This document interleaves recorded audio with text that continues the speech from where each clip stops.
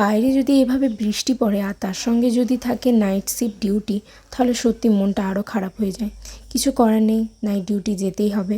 দরজায় চাবি লাগিয়ে বেরিয়ে পড়লাম ডিউটির উদ্দেশ্যে। হ্যালো গাইস, আপনারা দেখতেই পাচ্ছেন এখানে বৃষ্টি হচ্ছে, যেখানে লোকেরা বাড়ি ফিরছে কাজ করে গিয়ে হাতে রান্না করা খিচুড়ি আর আলুর দম খাবে বলে, সেখানে আমরা বৃষ্টিতে এখন নাইট ডিউটি করতে যাচ্ছি। জীবন আমাদের তেজপাতা। গুড নাইট গাইস, তোমরা ঘুমাও আর আমরা ডিউটি করি। জীবন যৌবন ভাসিয়ে দিয়ে আমরা এখন ডিউটি করতে যাচ্ছি গাইস। অনেকে জেনে থাকবে নাইট ডিউটি মানে 12 ঘন্টার ডিউটি, ঠিক তাই।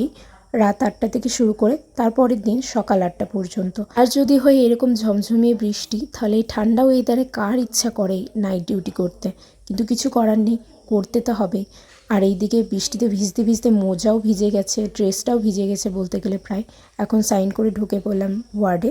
আমাদের ডিউটি পড়েছে লেবার রুমে। লেবার রুমে যে সমস্ত মাদারদের নর্মাল ডেলিভারি হয়, সেই সমস্ত মাদারদেরকে এখানে নিয়ে আসা হয়। ডিউটিতে ঢোকার কিছুক্ষণের মধ্যেই একটা বেবি ডেলিভারি হলো।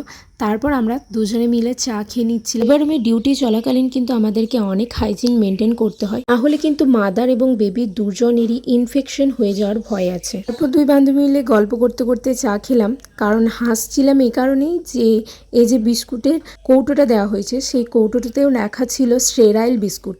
তো এইটা দেখে আমাদের খুব হাসি লাগলো। যাই হোক, অনেক হাইজিন সেফটি প্রিকশন মেনটেন করে এখানে কিন্তু ডিউটি করা হয়। যেহেতু এখানে ফোন অ্যালাউ করে না, তাই আমরা যে সমস্ত ভিডিও ক্লিপগুলো নিয়েছিলাম সেগুলো ডিউটি শেষ হয়ে যাওয়ার পর যখন রুমটা ক্লিন করা হচ্ছিল, মানে পরের দিন সকালবেলায়। এই দুই বান্ধবীরই পরপর 3 দিন লেবার রুমে নাইট পড়েছে, তো হালকা করে কিছু খেয়ে নিলাম, কারণ সারা রাত জাগতে হবে, আর পেটে তো সারা রাত জাগা যাবে না, তাই কিছু খেয়ে নিলাম। পরপর 3টে নাইট করার পর আমরা একটা ডে অফ পাই, মানে একটা ছুটি পাই। যেহেতু 3টে রাত জাগার পর একটা ছুটি তো খুবই দরকার না। গুড নাইট গাইজ, তোমরা ঘুমিয়ে পড়ো, আমরা ডিউটিটা করে নিই। তো দেখা হচ্ছে পরের দিন সকালে। এখন আমি ডিউটি থেকে চলে এসেছি, আর যেহেতু লেবার রুমে ডিউটি ছিল বললাম, তাই এসে স্নান করে নিয়েছি মাথায়।